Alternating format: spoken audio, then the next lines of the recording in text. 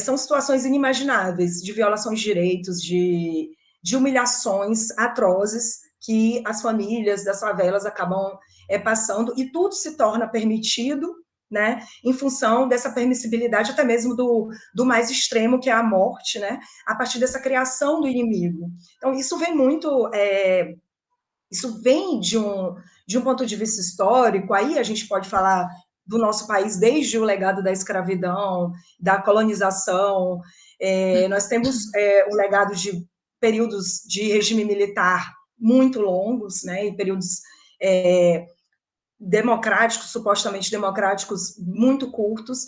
Nós podemos falar de muitos fatores, né? Mas o regime militar, ele traz um processo que se, digamos assim, que se imbui de uma continuidade desde o fim do regime militar.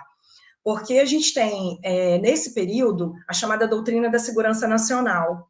Após a entrada no período, digamos, democrático, nós temos a chamada doutrina da segurança pública. Então, o que a gente vê, o que a gente está descrevendo aqui, não poderia nem ser chamado de segurança pública ou de política de segurança pública, né? Em país nenhum que se diz democrático de uma forma séria, isso poderia ser aceito, né? Nesses Uhum. moldes.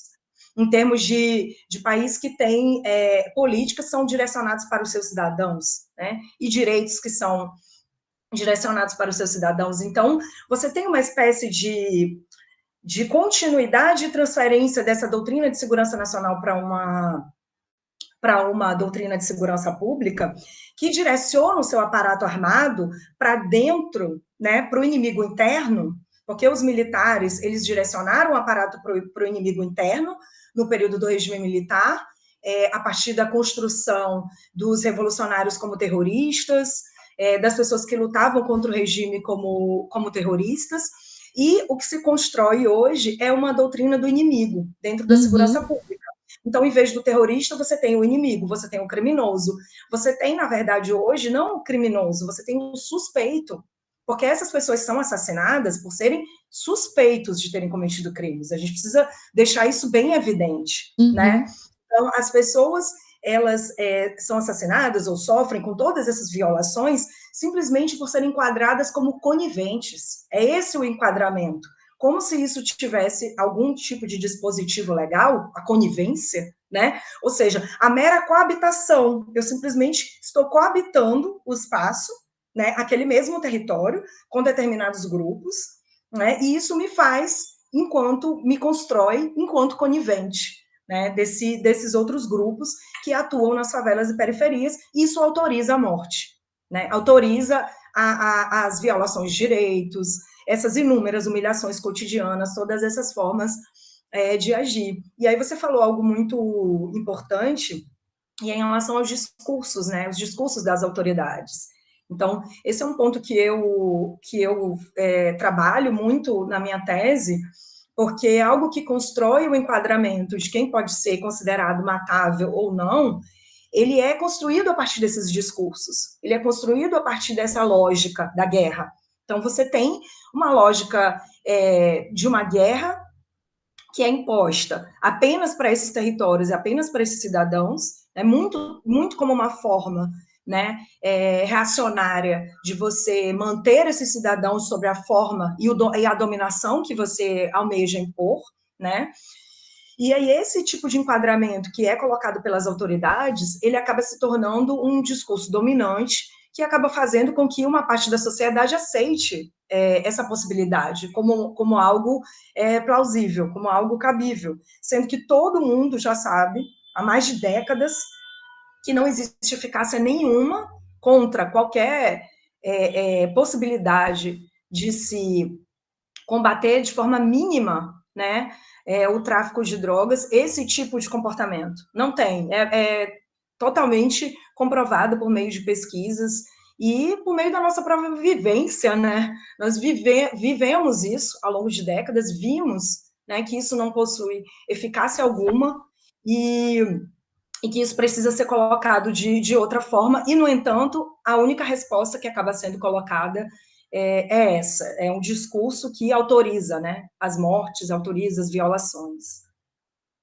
Perfeito, Brena. E é muito interessante isso que você coloca, e é um histórico, assim, né, de operações, de chacina, de uma verdadeira guerra contra o nosso povo, com essas raízes muito profundas que você coloca e explica pra gente, sob essas falsas justificativas e que carregam um histórico absurdo de matança, né, do povo pelas costas. Então, alguns dados, por exemplo, do Grupo de Estudos de Novos Ilegalismos da Universidade Federal Fluminense, aqui do Rio de Janeiro, eles levantam, por exemplo, que entre 2007 e 2021 foram realizadas 17.929 operações policiais no Rio de Janeiro.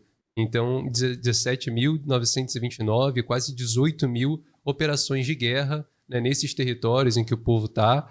Dessas operações, 593 foram classificadas como chacinas, e tiveram como resultado, essas chacinas, 2.374 mortos. Né? E apenas duas das 27 que foram classificadas como mega chacinas foram denunciadas nos últimos 15 anos. Então, um histórico muito grande também de falta de denúncia. E essa questão da guerra que você menciona, dessa lógica de guerra, de combate ao inimigo interno, eu e a Ana, a gente estava conversando, né, antes de começar aqui o programa, sobre como que isso se reflete também na questão de dominação territorial, né, dessas massas que habitam os bairros periféricos, as favelas. E isso também vem de longa data e fica muito expresso aqui no Rio de Janeiro, ali nos idos de antes de 2013, por exemplo, da implementação das UPPs em diversas favelas, né? Começa em 2008, por exemplo, no Morro de Santa Marta, lá na Zona Sul. Depois vai acontecer nos anos seguintes na Cidade de Deus, no Batã, Babilônia, Chapéu Mangueira, Pavão Pavãozinho, e vai se generalizar nos anos seguintes, fora outros históricos também, eventos de ocupação, né, Ana, que tiveram aqui na cidade. Não, e também agradecer pela sua fala, Brena, porque elucidou bastante coisa para nós. E colocar também em complemento ao que o Henrico trouxe, porque não é só a questão das polícias militares, é a questão também do exército. E como eles acabam ocupando também os territórios das favelas. A gente vê que em maio de 2010 a Força Nacional de Segurança ela foi ocupar a favela do Santo Amaro lá no Catete, aqui na Zona Sul do Rio, aqui na Zona Sul do Rio, com a aprovação do governo de Dilma Rousseff. A gente vê também que essas ocupações que o Exército faz, que a Força Nacional de Segurança faz, também se dão em conjunto com as polícias civil, militar, mas a gente lembra muito bem do que foi a ocupação do Complexo do Alemão, em que diversos moradores relatam abusos cometidos por tropas do Exército. Então fica muito patente a criação mesmo dessa lógica de um inimigo a ser combatido, de que diante de uma operação de guerra é válido saquear, é válido estuprar, é válido assassinar, é válido... Você estava falando do morador que deixou a chave, me lembrou, diante das ocupações que tiveram no Jacarezinho recentemente, uma moça que instalou câmeras na própria casa para poder flagrar os policiais arrombando a sua geladeira, roubando as suas coisas. E você vê os trabalhadores com tanto suor, com tanto custo, conquistando as pequenas coisas, né, e os policiais indo lá saqueando, porque era uma casa um pouco mais ajeitada. Então, você não tem o direito de ter as coisas, de comprar. Não tem direito, porque se você tem dentro de uma comunidade, você já é considerado bandido, um criminoso, algo do gênero. Então, é uma lógica muito perversa que se impõe.